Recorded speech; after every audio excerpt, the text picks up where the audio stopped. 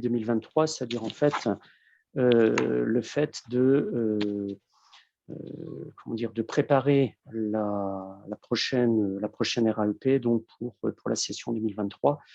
Alors, ça peut paraître un petit peu tôt par rapport aux échéances, mais vous allez vite vous rendre compte que de commencer maintenant, en fait, ça n'est pas trop tôt, tant les attentes au niveau des productions sont importantes.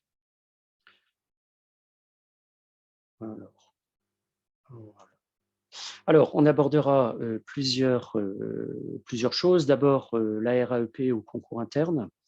Alors, concours interne, ici, c'est abordé dans le sens général. Hein. Je ciblerai plus particulièrement sur CAPES interne et KPLP interne. Mais ça, on reviendra dessus au fur et à mesure.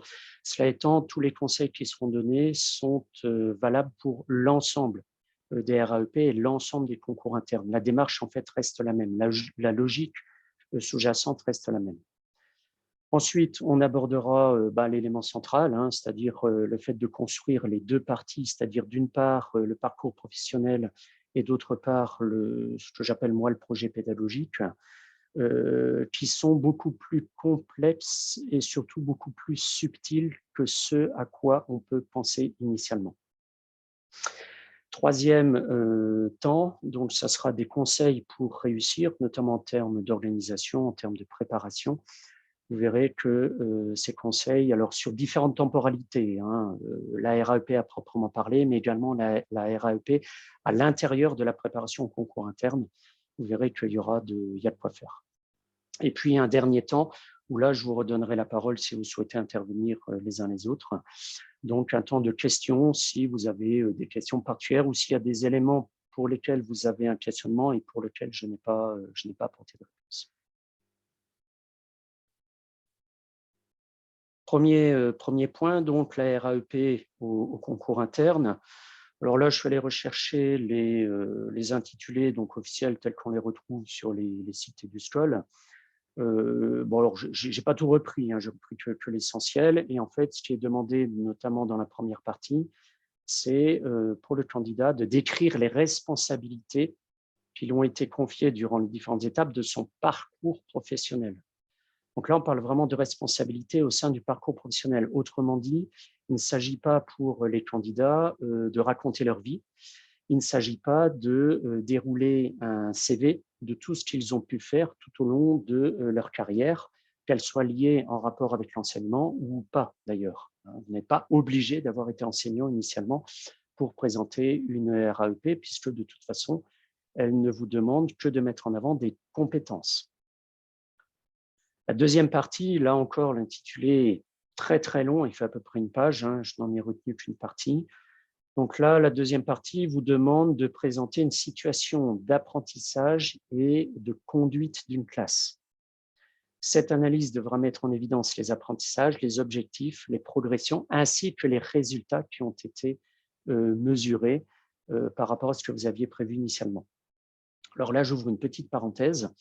Tous les candidats ne sont pas obligés d'avoir été enseignants et donc d'avoir mis en place une situation d'apprentissage. Et dans ces cas-là, la deuxième partie est un petit peu différente parce qu'elle peut consister en une phase d'observation. Vous pouvez demander à observer des cours dans un établissement scolaire et à ce moment-là de faire part de votre perception, ou alors de la manière dont vous envisagez l'exercice du métier d'enseignant à travers une situation d'apprentissage, mais qui, elle, à ce moment-là, devient théorique. Ça, on aura l'occasion d'en reparler et j'aborderai la question éventuellement si ça se présente en fonction des cas particuliers dans lesquels vous pouvez être amené à vous trouver. Alors, la REP au concours interne, bon, la REP, c'est quoi? C'est la reconnaissance des acquis de l'expérience professionnelle. Et cette reconnaissance, elle repose sur plusieurs choses, notamment des connaissances dans un domaine scientifique, mais surtout repose sur des compétences et des capacités. Et donc, le but pour vous, c'est de montrer au jury qui va vous lire que vous avez les capacités correspondant tout simplement aux compétences qui sont attendues dans le monde de l'enseignement. Pour avoir une idée de cette RAEP, vous pouvez d'une part vous appuyer sur les rapports du jury. Alors le problème des rapports du jury, alors zut, c'est que il ne donne pas l'ensemble des informations et surtout, les rapports de jury donnent des conseils, mais un petit peu en creux. C'est-à-dire que vous allez retrouver essentiellement, en gros, tout ce qu'il ne faut pas faire et vous n'aurez pas réellement les informations vous disant concrètement ce qui est entendu. L'autre élément de la RAEP, c'est qu'il ne faut pas, en fait, raconter sa vie dans la partie parcours professionnel, mais uniquement mettre en avant la manière dont vous avez découvert, travaillé, puis maîtrisé les compétences qui sont attendues dans le monde de l'enseignement. Et pour la deuxième partie, si vous êtes enseignant, il ne s'agit pas de raconter ce que vous faites avec les élèves. Autrement dit, il ne s'agit pas de montrer que vous êtes un ou une enseignante capable de construire une séquence ou une séance d'enseignement. Il faut aller plus loin que ça. Parce que cette simple compétence de construire une séquence ou une séance d'enseignement, c'est ce qui est demandé dans les 2 étapes du concours externe. Or, dans le cadre du concours interne, on attend de vous que vous maîtrisiez déjà au moins l'approche théorique de la construction d'une séquence et de l'animation d'une séance. Donc, il faut aller plus loin que le fait de raconter sa vie ou de dire ce que l'on fait avec les élèves si vous êtes en poste, notamment pour les vacataires ou les contractuels, où là, on se doute que vous avez des compétences, donc là-dessus, c'est pas un problème. Par contre, il faut aller au-delà. Et ça, on va avoir l'occasion d'en reparler. Alors, construire les 2 parties de la RAEP. Alors, construire les 2 parties de la RAEP, c'est d'abord mettre en avant votre parcours professionnel. Ce parcours professionnel, vous allez dans un premier temps, évidemment, devoir partir de votre CV, ce qui est le point de départ, c'est la partie la plus facile, vous le maîtrisez relativement bien d'ailleurs, mais il va falloir, de ce curriculum vitae, il va falloir retenir les étapes et développer et étoffer les étapes de votre parcours professionnel permettant de mettre en avant les compétences qui sont attendues dans le monde de l'enseignement. Donc, ces compétences, ça va être des compétences de connaissances, d'animation, de gestion de groupe, d'organisation, de rigueur, etc., etc. Donc là encore, il va falloir, au niveau de votre parcours professionnel, le reconstruire pour mettre en avant ce qui est attendu par le jury. Pour le dire de manière un petit peu plus familière, quand vous présentez votre REP, vous l'envoyez en gros pour la fin du mois de novembre. Vous êtes ensuite appelé pour l'oral. Alors là, ça dépend des concours, mais grosso modo aux alentours du printemps, entre mars et mai. Mais ça veut dire que le jury valide votre compétence à organiser des enseignements pour le mois de septembre. Donc, ça veut dire que vous devez être un enseignant capable de prendre en charge des classes dès la rentrée suivante. Donc, ça veut dire que votre parcours professionnel doit montrer l'acquisition des compétences, doit montrer également le fait que votre parcours est logique. Donc, il faudra plutôt insister sur toutes les activités qui ont permis de développer des compétences en rapport avec l'enseignement. Donc là, on ne ment pas dans le parcours, mais on montre quelles sont les étapes qui sont profitables, qui vous sont profitables et qui sont profitables à l'éducation nationale en matière d'enseignement. Ça, c'est la première chose. La deuxième chose, c'est qu'il va falloir mettre en avant également l'idée que vous avez une certaine vision de ce monde de l'enseignement et que vous avez quelque chose à apporter. Et ce quelque chose à apporter, c'est ce qui fait votre singularité. Et le parcours professionnel doit arriver justement à l'articulation des 2. Alors, ce parcours professionnel, pour répondre à Françoise qui réagit, et surtout Françoise, restez en ligne. La RAEP qui est présente ici, c'est la RAEP pour les concours de l'enseignement, mais vous n'êtes pas obligé d'avoir été enseignante initialement. Par exemple, la RAEP est ouverte à tous ceux qui sont parents de au moins 3 enfants. Donc voilà, il n'y a pas réellement d'expérience d'enseignement là-dedans. Il y a d'autres compétences et capacités qui sont mises en avant, mais la finalité, c'est de montrer que vous êtes potentiellement des enseignants capables d'assurer la mission ou les missions qui leur sont confiées. Deuxième élément, deuxième partie de la RAEP, c'est le projet pédagogique. Alors, projet pédagogique, expérience pédagogique, séance d'enseignement, ça peut prendre plusieurs appellations différentes. Le but, ça n'est pas de montrer comment vous organisez une séquence, part du principe que c'est acquis. Que ça n'est pas non plus de montrer comment vous organisez une séance d'enseignement, on part du principe que c'est acquis, et de toute façon, ça, ce sont les deux compétences qui sont vérifiées par le concours externe. Là, il faut aller plus loin. Autrement dit, il faut construire véritablement un projet pédagogique. Ça veut dire quoi? Ça veut dire que, par exemple, vous avez une sensibilité plutôt artistique, du fait de votre parcours, du fait de votre culture, et donc, dans le cadre de l'enseignement que vous souhaitez assurer auprès des élèves, vous souhaitez apporter une touche artistique, ou tout du moins les sensibiliser à l'importance de l'art dans la vie quotidienne. Et donc, votre projet pédagogique peut se construire de manière logique par rapport à cette volonté de partager cette culture artistique avec les élèves et donc de les inclure dans un projet d'enseignement. Et donc, ce projet pédagogique va comporter plusieurs étapes. La première étape, c'est une étape de réflexion.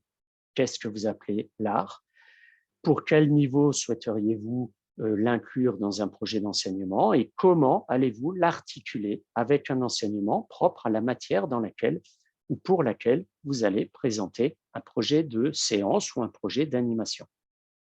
Et puis la dernière étape, ça sera, une fois que ça aura été mis en place, ça sera une approche réflexive. Bon, ben finalement, voilà ce que j'avais prévu initialement. Qu'en est-il à la fin de ce projet? Est-ce que j'ai atteint les objectifs ou pas? Et si oui, qu'est-ce que j'aurais à modifier pour la prochaine étape? Donc, vous voyez, ce projet pédagogique, il se place vraiment dans le prolongement du parcours professionnel à travers la singularité qui fait que vous êtes un ou une enseignante particulière qui a quelque chose à apporter au-delà d'une simple mise en œuvre des programmes. Ça, théoriquement, vous savez le faire sans difficulté. Bah, voilà, bah, la dernière partie, je viens d'en parler, c'est que la RAEP forme à tout, c'est-à-dire qu'il ne s'agit pas de montrer votre parcours et ensuite de proposer un projet, mais il s'agit de montrer dans la RAEP que votre parcours professionnel suit une progression logique au cours de laquelle vous avez accumulé un certain nombre de compétences et de capacités, vous destinant directement ou pas au métier d'enseignante ou d'enseignant, et que dans le projet pédagogique que vous proposez, que vous abordez, que vous mettez en place, eh bien, vous avez à la fois votre sensibilité à vous, mais aussi le résultat de tout ce parcours professionnel qui vous permet d'apporter réellement dans votre enseignement ce qui fait votre particularité à vous, en plus du ou des programmes que les bulletins officiels ou les référentiels pédagogiques que vous demandent d'enseigner. Donc, la RAEP, ce n'est pas uniquement le parcours professionnel plus le projet pédagogique, ça va réellement au-delà. Et la RAEP va au-delà de la somme des deux parties, est beaucoup plus importante que la somme des deux parties. Et cette particularité de l'ensemble de la RAEP se retrouve en fait à différentes étapes de la rédaction de cette partie écrite du concours interne. 3 organisations pour la RAEP, 3 manières de s'organiser justement pour rédiger les deux parties. Alors, bon, là, j'ai pris un peu trois exemples types. Hein. Après, on peut toujours adapter par rapport à chacun. Première organisation, moi, c'est une organisation séquentielle. Bon, bah, je commence par mon parcours professionnel, ensuite j'aborde mon projet pédagogique. Pourquoi? Bah, parce que c'est dans l'ordre dans lequel on nous demande de les présenter. Ben, je ne m'embête pas. Un parcours pro, ben, oui, je le connais, donc je peux le rédiger assez rapidement. Puis le projet pédagogique, je le ferai dans la foulée. Je verrai si à partir de mon parcours professionnel, je peux dégager quelque chose qui me permettrait de légitimer d'une certaine manière un projet pédagogique. Et si ce projet pédagogique demande une intervention devant des élèves alors que je n'assure pas réellement d'enseignement en tant que vacataire ou contractuel, ça me laisse le temps de prendre contact avec un collègue, de prendre contact avec un établissement, savoir si je pourrais d'une part assister et ensuite éventuellement intervenir en accord avec le collègue qui enseigne et puis le chef d'établissement. Donc là, on a une approche qui est séquentielle. L'avantage de l'approche séquentielle, c'est que quand vous avez fini votre parcours pro, vous entamez le projet pédagogique. Le problème, parce qu'il y en a un quand même, c'est que vous ne savez pas réellement quand vous avez terminé votre parcours professionnel et vous ne savez pas jusqu'où vous devez pousser votre projet pédagogique. Donc, ce qui fait que quand vous en êtes dans votre projet pédagogique, vous dites « Ah oui, mais dans mon parcours pro, j'aurais pu remettre autre chose.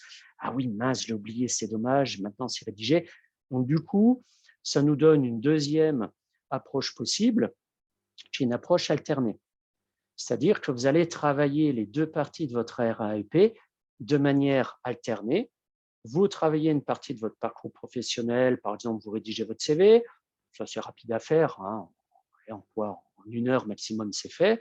Et puis ensuite, le lendemain, vous passez à l'élaboration d'un projet pédagogique, ce qui permet à votre parcours professionnel, vous, d'avoir un certain recul et un regard neuf quand vous le reprenez le lendemain. Et ensuite, quand vous revenez sur votre projet pédagogique, vous avez à nouveau un regard neuf, etc. Donc, vous avancez un petit peu en pointillé jusqu'au moment où vous estimez que votre parcours professionnel est suffisamment construit, suffisamment structuré, suffisamment rédigé pour vous consacrer cette fois-ci de manière pleine et entière à votre projet pédagogique qui, lui, est beaucoup plus long que le simple fait de poser un projet, parce qu'il y a quand même une remise à niveau qui est assurée à un moment donné. Troisième possibilité, c'est d'avancer en parallèle sur les deux composantes de la RAEP et d'avancer de manière symétrique, mais de manière plus ou moins approfondie.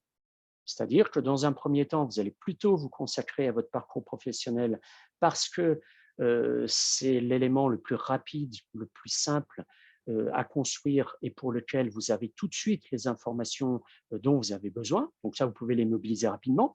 Mais en même temps, vous allez tout doucement commencer à esquisser dans un coin de votre cerveau, de votre mémoire, des idées de projets qui vont vous venir, qui vont se mettre en place. Donc, vous allez les noter de côté.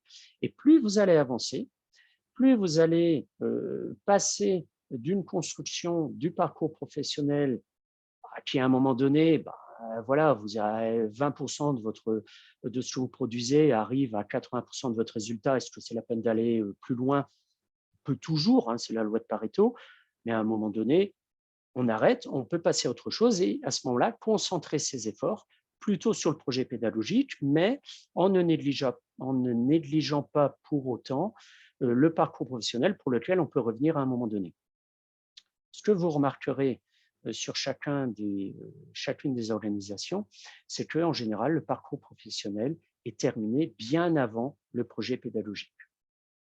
Pour la simple et bonne raison, c'est que pour le parcours professionnel, vous avez initialement l'ensemble des informations nécessaires, alors que pour le projet pédagogique, vous devez aller à la recherche d'informations, donc ça va vous prendre un certain temps, mais surtout, vous devez porter un regard réflexif. Et ce regard réflexif, si vous êtes amené à intervenir devant des élèves, eh bien, ce regard réflexif, vous ne pouvez l'avoir qu'une fois que vous avez mis en œuvre devant un groupe le projet initialement prévu. Donc, lui se termine forcément après.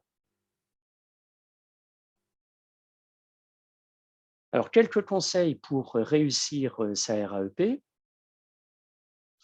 Premier conseil, et ça je le vois par expérience avec les années qui s'enchaînent et se succèdent les unes derrière les autres, c'est de commencer dès que vous pouvez.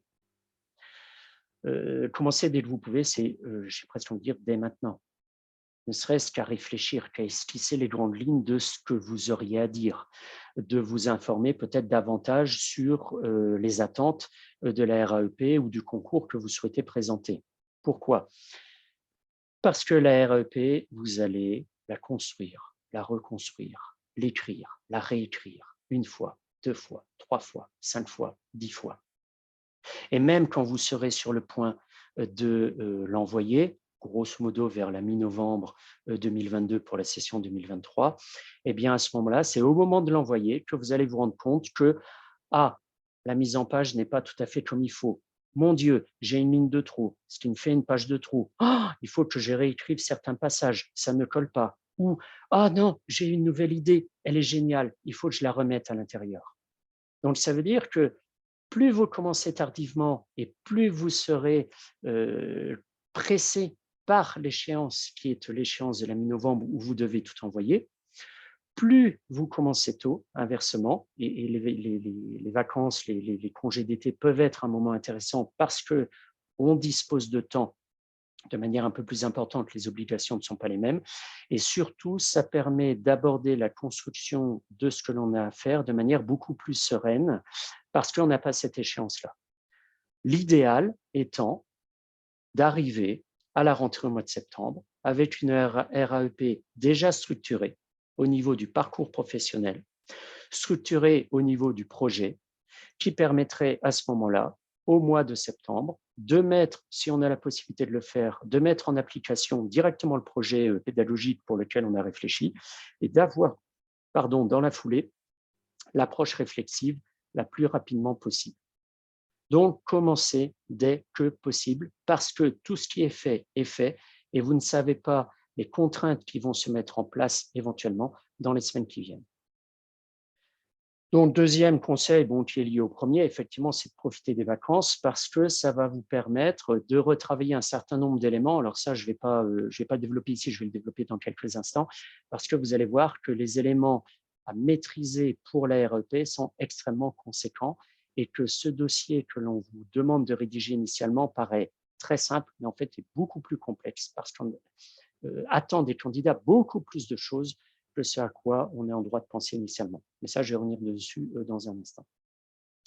Et puis, dernière chose, dernier conseil, dans la mesure du possible, c'est d'être accompagné. D'être accompagné, c'est-à-dire d'avoir quelqu'un ou des personnes sur qui vous allez pouvoir compter. Alors, sur qui vous allez pouvoir compter, ça peut être dans le cadre professionnel. Si vous êtes vacataire, par exemple, vous accompagner dans le but de préparer vos cours, histoire de gagner un petit peu de temps et d'être le plus ou la plus efficace possible. Être accompagné, ça peut être dans votre vie personnelle. On a tous et toutes des obligations personnelles, familiales, en plus des obligations professionnelles. Donc, si en plus de la construction de la RAEP, on doit faire, j'ai caricaturé un petit peu, mais c'est pas grave, ça donne des idées, le ménage, les courses, s'occuper des devoirs des enfants si on en a, à ce moment-là, ça peut être intéressant de déléguer, dans la mesure où on peut le faire, un certain nombre de tâches auprès d'autres personnes qui acceptent de le faire pendant la durée de la préparation du concours, ce qui vous permet à vous d'avoir plus de temps. Mais d'être accompagné, ça peut être, si vous n'êtes pas dans ces situations-là, tout simplement de vous organiser de manière différente, c'est-à-dire d'être accompagné par vous-même, de vous simplifier la vie. Et vous simplifier la vie, ça va être quoi? Faire les courses. Faire les courses. Pourquoi on fait les courses? Pour manger. Mais manger, ça veut dire qu'on peut très bien planifier les repas sur la semaine. Ça veut dire qu'on sait ce qu'on a à préparer. Et on n'est pas 15 minutes avant l'heure prévue du repas à ouvrir le frigo et se dire, bon, ce soir, qu'est-ce qu'on fait? Et du coup, ça veut dire que les courses, on les fait, ça part un petit peu dans tous les sens et on les fait quasiment tous les jours ou tous les 2 jours pour être sûr et certaine d'avoir un frigo qui est plein. Donc, à partir du moment où vous êtes organisé, ne serait-ce que de ce point de vue-là, ce sont des choses très bêtes. Vous savez, quand vous faites vos courses, vous savez ce que vous avez acheté, vous savez ce que vous avez à préparer. Vous pouvez même anticiper sur plusieurs jours pour la préparation de vos repas. Alors, ce qui compte, c'est pas tant la préparation des repas que le temps et l'esprit que ça vous libère pour ne pas avoir cette gestion du quotidien à devoir faire. Même chose pour l'aspect vestimentaire. Tout ce que l'on trouve dans les guides et les autres conseils, c'est prévoyez 2-3 tenues et vous habillez, en gros, toujours pareil. Au moins, vous n'avez pas à vous poser la question de savoir ce que vous allez mettre tel ou tel jour. Voilà. Donc, tout ça, ce sont des petits conseils qui sont relativement simples, parfois un petit peu caricaturaux, mais qui vont vous simplifier la vie si vous n'avez personne pour le faire ou pouvoir le faire à votre place. Alors, je reviens sur l'idée d'organisation. En fait, la RAEP n'est jamais que la première des étapes que vous avez quand vous préparez en fait un concours interne. Première étape, ce sont les repères. Deuxième étape, c'est la RAEP. Troisième étape, c'est la remise à niveau dans le domaine scientifique. Et quatrième étape, ce sont les entraînements pour les oraux. Et là, donc, l'organisation peut être découpée sur l'ensemble de la préparation en 4 catégories. L'organisation à proprement parler, la méthodologie ou les méthodologies à travailler et maîtriser, les productions que vous avez à assurer à la fois pour l'écrit et pour l'oral, voire entre les deux si vous êtes amené à être enseignant ou vacataire, et puis les connaissances que vous avez à remettre à l'ordre du jour, au goût du jour. Et là, l'année, en fait, est très bien remplie parce que vous vous rendez compte que la première étape, que sont les repères, et ce webinaire, justement, est une introduction à l'ensemble des repères. C'est tout simplement faire le point, vous organiser, savoir ce qui est attendu, ensuite de regrouper l'ensemble des outils dont vous avez besoin, notamment le référentiel pédagogique, et puis après toute une série de réflexions et de découvertes du site. Et après, on entre dans la deuxième grande étape, qui est la production de la RAEP, avec ses différentes composantes. Je ne vais pas les passer en revue parce qu'il y a beaucoup de choses. Et une fois que vous avez envoyé la RAEP, c'est-à-dire grosso modo pendant la deuxième quinzaine du mois de novembre, parce qu'en fait, après, vous avez, une fois que vous l'avez rédigée, il faut la faire signer. Le fait de la faire signer, ça va vous prendre à peu près une semaine. Et après, il faut l'envoyer. Il faut compter une quinzaine de jours. Troisième étape, donc c'est la remise à niveau des connaissances dont vous avez besoin dans la ou les matières pour lesquelles vous présentez la RAEP. Alors, par exemple, sur le site, on propose des remises à niveau pour tout ce qui concerne le français, l'histoire et la géographie, parce que vous allez être interrogé dessus lors de la ou des épreuves orales, suivant que vous présentez un CAPES ou suivant que vous présentez un KPLP. Et à partir du mois à peu près du mois de février, voire un petit peu avant, il est possible à ce moment-là, tout en poursuivant les mises à jour, eh bien, de travailler sur des sujets tels que vous les aurez le jour soit de l'épreuve orale pour le CAPES, soit le jour des épreuves orales pour le KPLP, où là, par exemple, en lettres-histoire, vous aurez une épreuve de lettres et vous aurez une épreuve soit d'histoire, soit de géographie. Alors, dans cette période de remise à niveau, il y a des remises à niveau qui sont disponibles directement sur le site où là, vous allez remettre à niveau ce dont vous avez besoin. Bon, pas la peine de tout travailler. Hein. Je veux dire, vous ne travaillez que les matières ou la méthodologie pour laquelle vous avez besoin d'une remise à niveau. Et vous avez également la possibilité de suivre des masterclass abordant des points très précis, soit en histoire, soit en géographie, soit en lettres, alors avec les lettres notamment en grammaire, ce qui permet de retravailler les connaissances, on va dire, de type académique. Et quand vous arrivez aux entraînements, vous avez déjà ce matelas de connaissances et de méthodologie qui est maîtrisé, et ce qui vous permet cette fois-ci de vous concentrer sur la méthodologie propre à la ou les épreuves orales, ce qui n'est pas évident, parce que ça vous demande, par exemple, le CAPES interne d'histoire-géographie, de maîtriser une épreuve pour un exposé de 15 minutes, donc ce qui est très rapide, et on vous demande toutes les étapes d'une transposition didactique avec un projet d'enseignement et d'exploitation des documents. Et pour le KPLP interne lettres, histoire, géographie, eh bien là, vous avez 2 épreuves de 30 minutes chacune qui vous demandent, à partir d'un sujet accompagné d'un ou plusieurs documents, eh bien de procéder d'une part à une analyse et ensuite à une exploitation didactique de ce que l'on vous a donné comme sujet et comme document. Pour être tout à fait clair, pour maîtriser concrètement et réellement les épreuves que vous avez à l'oral, il faut compter entre 5 et 10 entraînements, histoire d'acquérir à la fois la logique interne à chacune ou aux épreuves, et ensuite ce qu'on pourrait appeler le rituel de dérouler des différentes informations que l'on présente au fur et à mesure, parce que de toute façon, ce sont toujours les mêmes informations que vous allez donner. La seule surprise que vous avez le jour de l'oral, c'est le sujet sur lequel vous tombez. Et le fait d'avoir travaillé auparavant des entraînements sur des sujets tels que vous avez le jour du concours, parce que les sujets du jour du concours sont connus d'avance. Ils sont connus. Pour le CAPES, pardon, c'est l'ensemble du programme du secondaire, collège-lycée. Donc, vous vous entraînez sur l'ensemble du programme du secondaire, collège-lycée, et vous aurez forcément un sujet sur lequel vous avez travaillé. Là, cette année, au concours du CAPES, j'ai des candidats qui sont tombés sur le sujet pour lequel ils avaient fait un entraînement. Ils étaient heureux. Les documents n'étaient pas les mêmes, mais ce n'est pas grave. Ils savaient ce qu'ils avaient à dire, ils savaient ce qu'ils avaient à faire. Même chose pour le KPLP, les sujets sont connus d'avance, en ce sens où ils sont toujours rattachés aux thèmes et aux œuvres qui sont données au concours externe parce que ce sont les mêmes programmes. Donc, vous vous entraînez dessus, vous travaillez la méthodologie en rapport avec les programmes qui sont donnés par rapport aux thèmes et aux œuvres qui sont imposés pour le concours externe, et vous tomberez le jour de l'oral forcément sur un sujet sur lequel vous vous êtes entraîné. Si ce n'est pas, par exemple, en lettres sur l'œuvre ou l'extrait ou le passage particulier, ça pourrait être éventuellement sur le point d'étude de langue que vous maîtrisez particulièrement bien et pour lequel vous décidez de choisir ce sujet-là plutôt qu'un autre.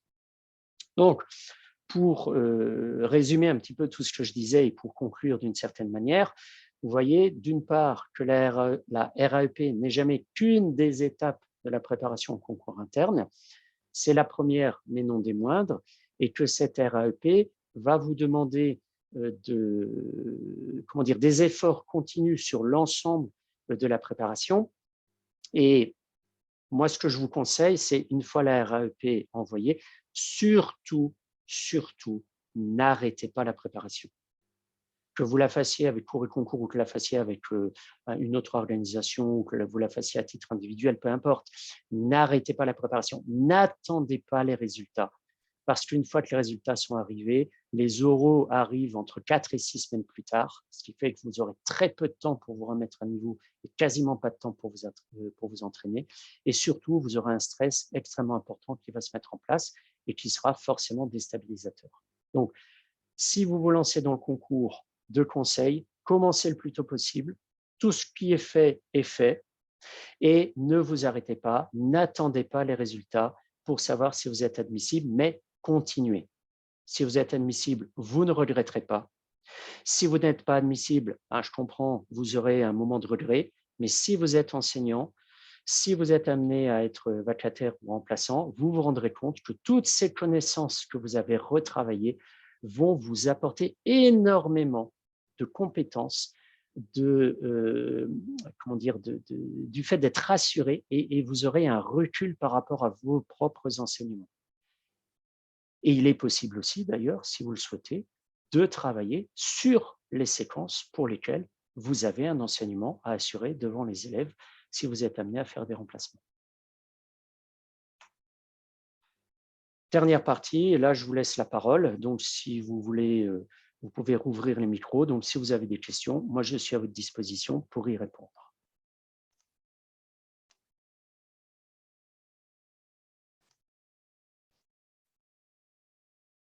Non, je ne pas.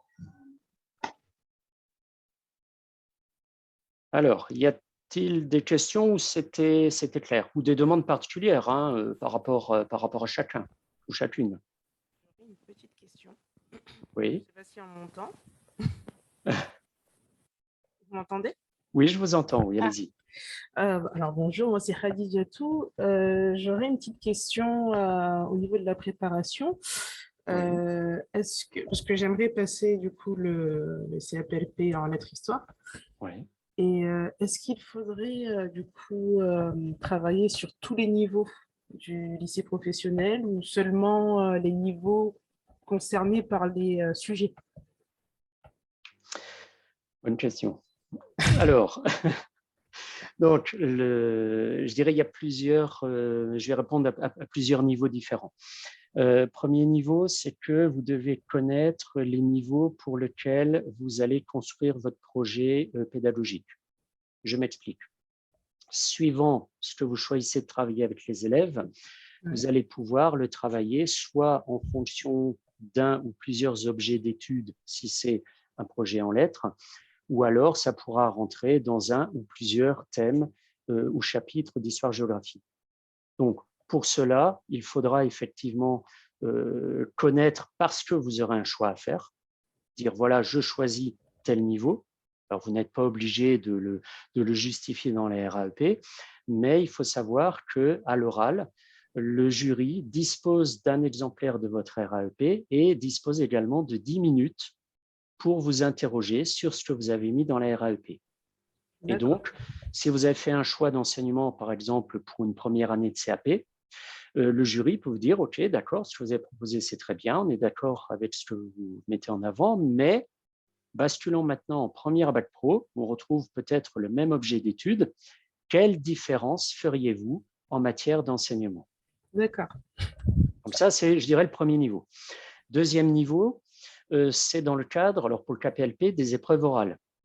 C'est-à-dire qu'on vous donne un sujet en lettres comme un sujet en histoire-géographie, et vous devez, avant de passer à la transposition didactique, dans la deuxième étape de votre exposé oral devant le jury, vous devez expliquer les différents chapitres, les différents objets d'études, donc les différentes parties des programmes de la filière professionnelle dans lesquels ce sujet peut être traité avec les élèves.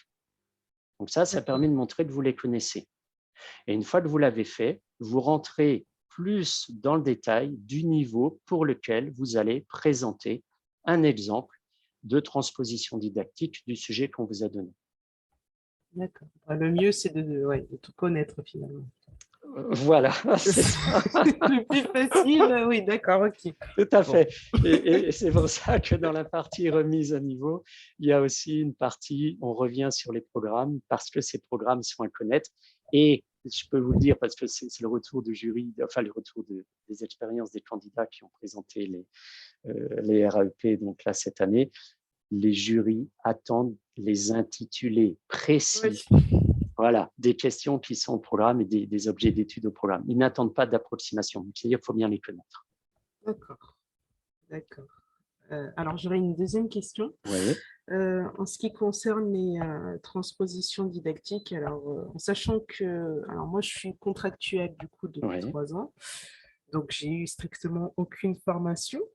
Oui. Et bon, je préfère être sûre de ce que je dis et de ce que j'explique. Et je voudrais savoir si justement vous proposez une sorte de petite formation, histoire de reprendre les bases en didactique. Oui, oui. Alors, tout ce qui concerne ce qu'on appelle le référentiel. Oui. Le référentiel qu'on vous demande de maîtriser, il se situe sur trois pôles différents. Et ces trois pôles différents, d'ailleurs, peuvent être des éléments sur lesquels vous pouvez vous appuyer quand vous mettez en avant votre parcours professionnel. Le premier pôle, c'est le pôle scientifique. C'est-à-dire que dans la transposition didactique, vous devez montrer que vous maîtrisez ce pôle scientifique ou académique, ce qui veut dire tout simplement que vous savez de quoi vous parlez. Donc ça, c'est le premier pôle. Donc ça veut dire qu'il peut y avoir, à un moment donné, une remise à jour, une remise à niveau des connaissances, parce que vous avez déjà des connaissances, vous ne partez pas de rien du tout, mais vous donnez, d'un point de vue académique, les repères qui sont attendus par le jury. Ça, c'est le premier pôle. Deuxième pôle, c'est le pôle pédagogique, le référentiel pédagogique. Le référentiel pédagogique, c'est quoi? C'est tout simplement, on en parlait juste avant, c'est de connaître les programmes, mais ça n'est pas suffisant.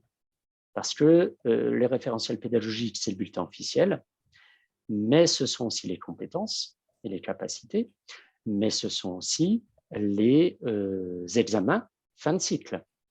Parce que tout ce que vous allez construire et proposer, ça va être par rapport à ça. Vous n'allez pas construire un enseignement sorti de toute pièce. Non, non, non. Vous allez proposer un enseignement par rapport au sujet qu'on vous donne, mais en tenant compte des objectifs fin de cycle et par rapport à la classe ou le niveau pour lequel vous faites votre présentation. Et puis le troisième pôle, donc premier pôle académique, deuxième pôle pédagogique, troisième pôle, c'est le pôle social ou sociétal, c'est-à-dire le public que vous avez en face de vous.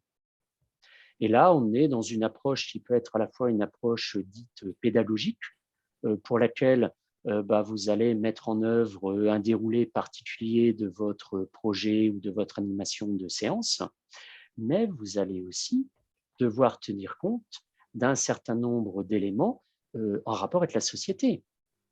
Je vous donne juste un exemple qui a fait la une des médias ces dernières années, c'est l'enseignement de la colonisation. On n'enseigne plus aujourd'hui la colonisation comme on l'enseignait il y a 5 ans. Pourtant, les programmes n'ont pas changé, les connaissances n'ont pas changé, mais la manière de l'enseigner a forcément changé parce que le public que l'on a en face de soi n'est plus le même qu'il y a 5 ans. Même chose pour la parité filles-garçons ou hommes-femmes. Donc, ça veut dire que toute cette transposition didactique qui repose sur ces 3 pôles, académique, pédagogique et puis social ou sociétal, ce sont des éléments que l'on travaille de manière continue sous différentes formes. Soit vous pouvez utiliser les cours qui sont en ligne qui vont vous donner de manière précise ce qu'est la transposition didactique, comment on construit une transposition didactique et qui s'exprime sous la forme d'une proposition de séquence ou de séance d'enseignement. Ça va être suivant le projet sur lequel vous travaillez ou si vous souhaitez qu'on travaille sur une séquence d'enseignement, et bien à ce moment-là, on va retravailler à la fois les éléments de partie scientifique dont vous avez besoin. Et après, je vais vous pousser un petit peu dans vos retranchements en vous disant, bon ben voilà, ça c'est bien, mais que font les élèves? Que font les élèves? Ce que fait l'enseignant, c'est bien, mais ça, à la limite, c'est le jury sait ce que l'enseignant fait. Mais que font les élèves? Et donc, cette transposition didactique, pour finaliser sur votre question, elle est travaillée de manière permanente. D'accord. Bon, ben, merci. Impeccable. Est-ce qu'il y aurait une autre petite question peut-être? Moi, j'ai une question. Oui. Quand on prépare le CAPES interne d'histoire géo, Oui. et qu'on est plutôt historien que géographe, donc c'est souvent le cas, Oui. il vaut mieux préparer à l'écrit l'histoire et passer à l'oral en géographie ou l'inverse? Ah, ça c'est une bonne question. Question délicate d'ailleurs. Oui, En fait, je ça suis dépend. d'accord. Ça dépend. Ça dépend. Il y a plusieurs approches. Je vais vous les donner. Vous verrez que ça répondra à votre question sans réellement y répondre. Mais ce n'est pas grave, vous aurez des points de repère. Alors, ça dépend déjà si vous avez du temps. Je m'explique. Si vous avez du temps maintenant, mais que vous n'en aurez pas pour l'oral, à ce moment-là, il vaut mieux présenter à l'oral la matière dans laquelle vous êtes à l'aise, parce que vous la maîtrisez. Et donc, ça veut dire de consacrer maintenant du temps dans cette matière pour laquelle vous avez moins de repères, mais ce n'est pas grave. Vous avez le temps d'acquérir ces repères, vous avez le temps de travailler ces repères. Et ça, de toute façon, on le fait ensemble dans ces cas-là, ça ne pose pas de souci. Après, il y a une autre approche qui est de dire oui, mais pour moi, la priorité, c'est d'aller à l'oral. J'aurai toujours le temps, après avoir envoyé la REP, de me perfectionner sur la matière que je maîtrise le moins. Donc, ma priorité, c'est d'abord d'aller à l'oral et pour ça, je vais travailler la matière que je maîtrise le mieux parce que je la connais alors, à la fois au niveau du savoir scientifique, mais également dans son approche didactique. Donc, j'y vais l'esprit tranquille, sachant que les efforts que j'aurai à fournir pour l'oral, de toute façon, viendront a posteriori. Vous voyez, Ouais. il y a une réponse sans avoir réellement de réponse. Oui, mais ça dépend vraiment de son profil, en fait. Parce que moi, je me sens plus d'innover et d'apporter une séquence, on va dire, originale dans la limite de ce que l'on peut fournir dans la matière que je maîtrise et commencer d'ores et déjà à me remettre à niveau dans l'autre matière. Enfin, moi, je sais pas. Oui, ça après, ça, je suis d'accord avec vous. Il y a plusieurs manières de faire et tout en préparant votre projet pédagogique, vous pouvez déjà tout doucement commencer de manière ponctuelle à retravailler certains éléments dans l'autre domaine. Même chose d'ailleurs que si vous préparez des cours, vous pouvez aussi les préparer dans l'esprit de ce qui est attendu pour l'oral. Et une autre question, moi, ce qui m'inquiète le plus dans entre guillemets, dans cette préparation, c'est que faire des cours, ça, je sais faire, j'en ai fait à tous les niveaux.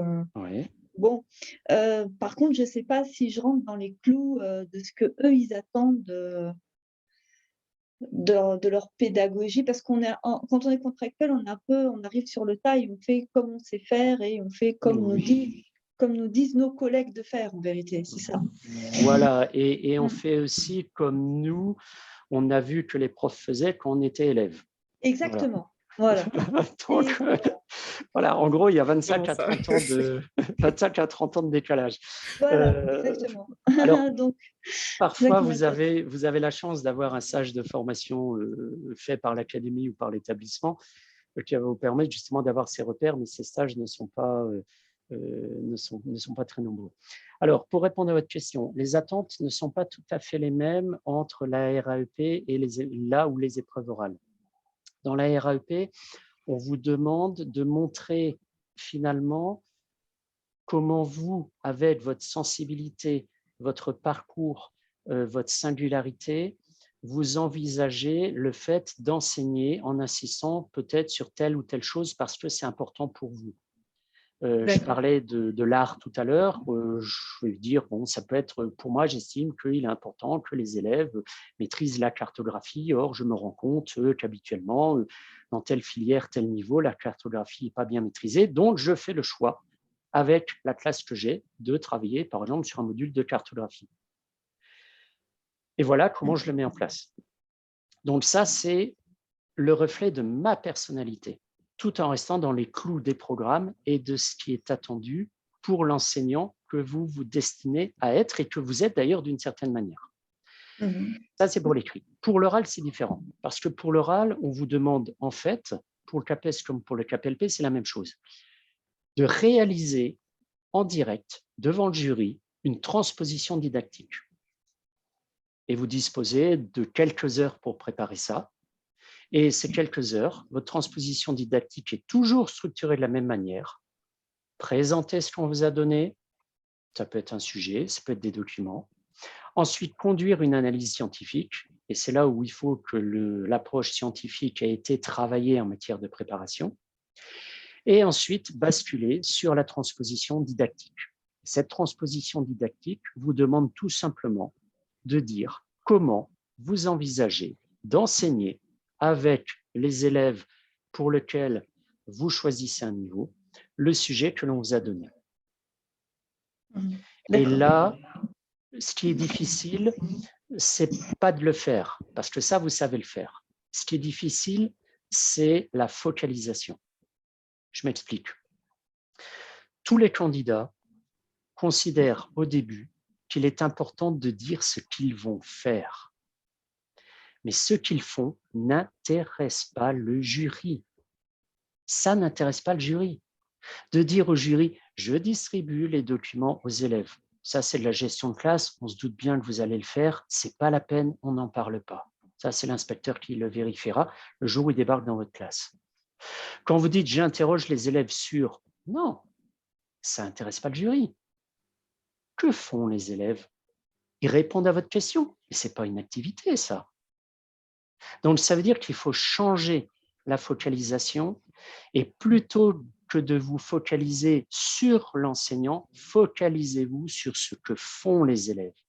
Que font les élèves? Et là, vous vous rendez compte que ça devient difficile. Parce qu'ils font quoi? Je ne sais pas, moi, ils répondent aux questions que je leur pose. D'accord. Quelles sont les questions? Je prends celles du livre parce qu'elles sont bien. Alors déjà là, tout faux. OK. Quelle est l'activité contenue dans la question? Quelle est la capacité contenue dans la question? Parce que la question n'est jamais qu'une consigne. C'est une des formes de consigne. Mais quelle est la capacité? Autrement dit, quelle est l'activité qui est au cœur de cette consigne? C'est ça que je dois dire. Eh oui, c'est ça qu'il faut dire. Et c'est ça qui est difficile.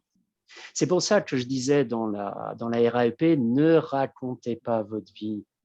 Ne racontez pas ce que vous faites en classe. Ça, on sait ce que vous faites en classe, vous faites cours. Mais racontez ce que font les élèves. Mais racontez-le de telle sorte que le jury puisse lire en creux, puisse comprendre en creux tout ce que vous avez fait derrière pour que les élèves puissent en arriver à ça. Parce que finalement, votre boulot, c'est quoi? C'est de faire bosser les élèves. Ce n'est pas vous qui travaillez. Ce sont les élèves. Donc, montrez comment vous mettez les élèves en activité et montrez à travers les activités, d'une part, et là, on est sur l'utilisation à la fois scientifique et didactique des documents, c'est leurs deux facettes, montrer comment l'utilisation des documents sur lesquels vous vous appuyez, soit ceux qu'on vous a donnés, soit ceux que vous proposez, permettent d'une part d'accéder à des connaissances propres à la matière contenues dans le document. Donc, le document devient prétexte à accéder à des connaissances. Et comment les activités que vous proposez aux élèves, ou que les élèves mettent en œuvre, comment ces activités permettent de mobiliser des capacités permettant à l'élève d'agir et lui permettant d'accéder en même temps aux connaissances à travers le document. C'est ça qui est demandé à l'oral. Et non pas de dire, je retiens 5 documents, voilà, je les donne aux élèves, on fait un tableau, on complète le tableau. Non, ça n'intéresse pas le jury. Alors, il y a une petite différence entre le KPLP et le CAPES, c'est que pour le KPLP, on vous demande de produire ce que je viens de dire.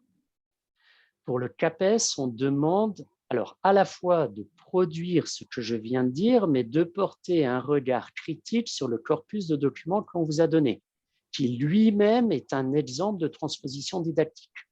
Donc, pour le CAPES, vous devez travailler sur 2 niveaux. Au niveau du corpus de documents, qui est une construction didactique en elle-même, et de l'exploitation que vous allez en faire. D'accord. Donc, c'est là où l'entraînement est important et la remise à niveau est importante parce que justement, ce sont ces différents niveaux qu'il faut arriver d'une part, à comprendre, à maîtriser pour ensuite les utiliser de la manière la plus souple et la plus facile possible parce que ça permet de gérer le stress. Donc, si j'ai bien compris, les documents qu'on nous donne à l'oral, c'est nous qui choisissons de les transposer en niveau collège ou lycée? Alors, pour le CAPES, vous allez avoir un sujet qui est un sujet, en fait, ils ne se mouillent pas, le jury. Ils prennent un extrait du bulletin officiel, ils prennent un intitulé de programme et ils vous donnent en fait une série de documents en rapport avec un enseignement à préparer pour ce programme-là. Alors, vous avez un extrait, c'est passionnant, un extrait de bulletin officiel, vous avez un extrait de la fiche du Stroll, qui en général contient un papier d'ânerie, mais bon, c'est pas grave, il vous la donne. Donc, vous avez le référentiel pédagogique. Ensuite, vous avez le référentiel didactique avec 1 ou 2 documents de nature scientifique que vous découvrez, qui sont théoriquement en rapport avec le sujet, mais qui donnent une approche particulière du sujet. D'accord. Et puis, c'est pas fini. Ensuite, vous avez un extrait d'une double page de manuel scolaire. Et cette double page de manuel scolaire est très intéressante parce qu'elle est un document en elle-même, mais elle contient intrinsèquement plusieurs documents que vous pouvez utiliser. Et elle contient intrinsèquement des documents de nature différente. Ce sont des documents de nature scientifique, donc qui viennent compléter le corpus scientifique qu'on vous a donné. Ce sont des documents de nature pédagogique, c'est-à-dire qui ont été travaillés dans le but de les adapter au public que vous avez en face de vous, et c'est le cas notamment de la double page qu'on vous a donnée. Donc, vous voyez, vous êtes toujours en fait à raisonner et travailler à 2 niveaux. Et puis, dernière chose que l'on vous donne, quand même, parce que ça se mérite, c'est le CAPES, dernière chose que l'on vous donne, c'est ce qu'on appelle une production liée à la pratique de la classe. Cette production liée à la pratique de la classe peut prendre plusieurs formes. Ça peut être une consigne d'exercice, d'activité, débrouillez-vous avec. Ça peut être une consigne accompagnée d'un ou plusieurs documents. Donc vous vous retrouvez à nouveau avec un corpus documentaire à l'intérieur du corpus documentaire. Donc vous avez l'épreuve dans l'épreuve. Et elle peut prendre également une autre forme qui est une production d'élèves qui peut être annotée ou pas. Et donc, vous devez porter un regard critique, distancié et professionnel sur cette proposition de pratique pédagogique ou de pratique liée à la classe.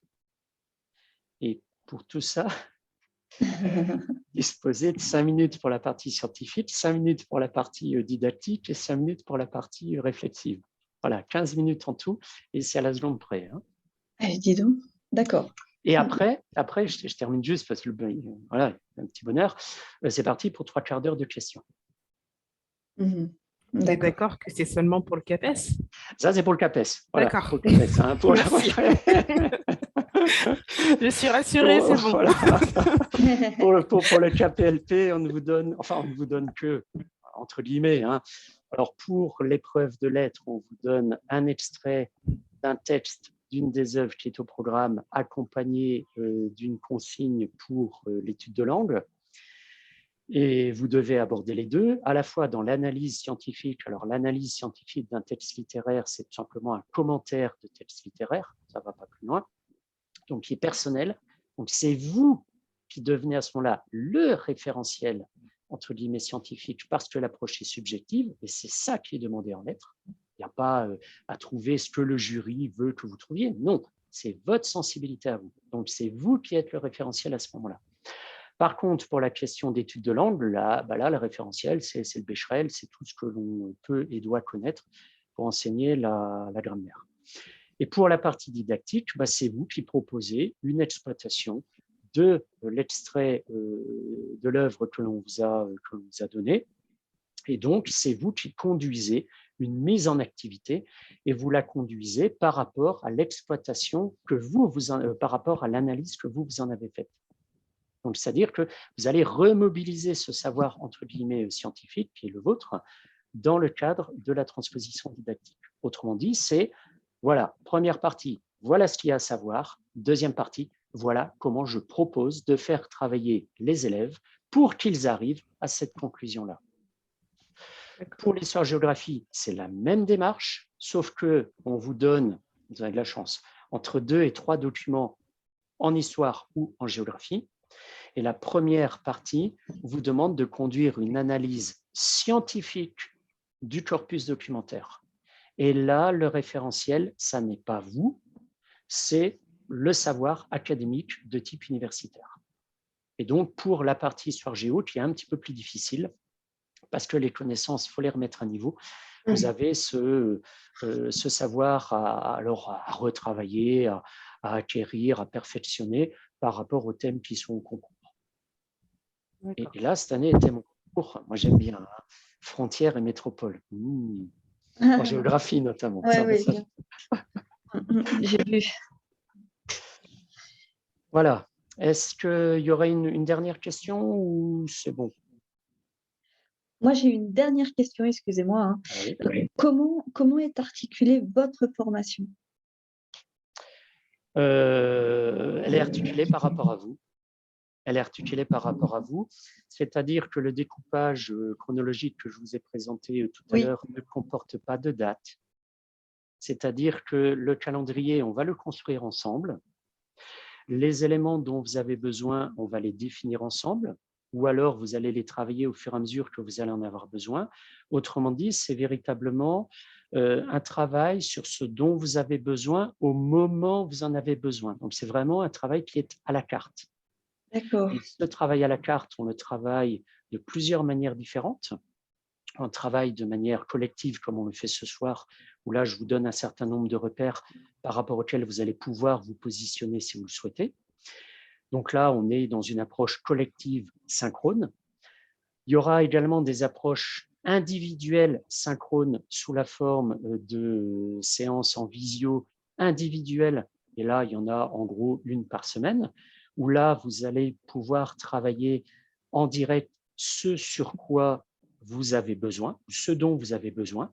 Est-ce que vous avez besoin de connaissances? Est-ce que vous avez besoin de méthodologie? Est-ce que vous avez besoin de raconter votre vie? Ça peut arriver pour vider votre sac. Est-ce que vous avez besoin d'un entraînement? C'est vous qui me le dites. Et vous pouvez même me le dire au moment de la séance. En général, c'est la première question que je vous pose. Que souhaitez-vous aborder aujourd'hui? Et puis, on va travailler de manière individuelle, asynchrone, c'est-à-dire que quand vous allez rédiger, par exemple, votre RAEP, quand vous estimez que ce que vous avez produit, soit c'est bien, ou vous n'arrivez pas à aller plus loin, ou vous voulez un retour, à ce moment-là, vous m'envoyez votre production, je la lis, je la note, je vous mets un certain nombre de conseils, je vous la renvoie. Et vous pouvez, à ce moment-là, retravailler à partir de ça, donc, mais vous le faites à votre rythme, c'est-à-dire que le mail, vous me l'envoyez le matin, vous le recevez en général 24-48 heures plus tard au maximum, et vous allez le retravailler quand vous le souhaitez, c'est-à-dire quand vous en avez la possibilité. Et puis, dernière approche individuelle asynchrone, ce sont les ressources qui sont en ligne. Et là, les ressources, ce sont des cours vers lesquels je peux éventuellement vous renvoyer par rapport à vos questions, par rapport à vos demandes, histoire que vous puissiez approfondir tel ou tel aspect. Ce sont également, et ça sera quand on sera dans la phase approfondissement, ce sont également des vidéos sur lesquelles vous allez pouvoir retravailler une partie de vos connaissances. Je pense notamment aux vidéos qui ont été faites l'an dernier sur le travail des concepts enseignés en histoire et géographie, où là, vous allez pouvoir retravailler ça à votre rythme. Ou alors, c'est fait de manière collective, synchrone cette fois-ci, à travers des masterclass qui seront mis en place après l'envoi des RAEP pour retravailler une partie des concepts, des notions, des territoires, des programmes, etc. Et puis après, vous aurez donc à la fin, vous aurez des exemples de sujets sur lesquels vous pourrez vous entraîner soit seul, et là, vous pourrez utiliser des corrigés qui sont entièrement rédigés, soit seul, mais en situation réelle, c'est-à-dire vous prenez un sujet et puis vous dites « Ok, je consacre 2 heures là-dessus » et dans la foulée, je le présente à l'oral. Et donc là, vous serez en situation réelle de préparation de l'oral ou des oraux du concours. D'accord, donc la préparation orale, elle démarre qu'au mois de février, c'est ça? Non. On peut le faire avant. On peut le faire avant. L'an dernier, j'ai des candidats pour le CAPES notamment qui m'ont dit à partir de janvier, ils m'ont dit « Bon, les connaissances, c'est bien, mais on voudrait déjà travailler sur des sujets. » Ok, ah oui, pas de problème. Vous commencez déjà sur les connaissances dès le début. Voilà. D'accord. Voilà. Et donc, on a articulé à ce moment-là, et c'est là où la construction, la préparation s'individualise très fortement, c'est que je construis à ce moment-là des sujets par rapport à vos demandes et par rapport aux connaissances qui sont travaillées.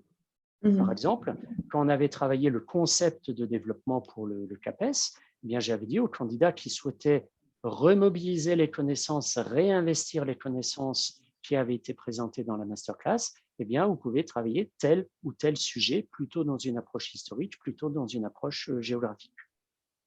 Et donc là, on était dans une remobilisation permanente, ce qui fait d'ailleurs que là, ça leur faisait, et c'est là où l'organisation est vraiment extrêmement importante, ça leur faisait, un moment dans l'année, 3 heures en visio synchrone par semaine.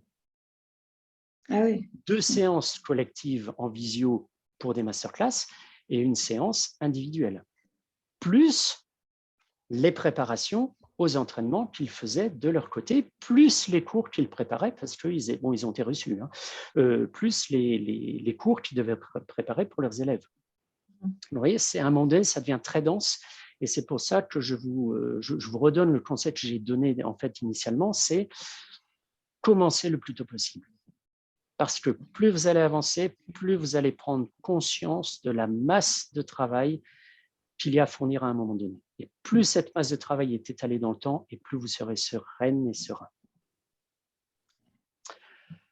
Voilà, j'espère que j'ai répondu à toutes vos questions. De toute façon, si vous avez d'autres questions, vous pourrez toujours me contacter par la plateforme.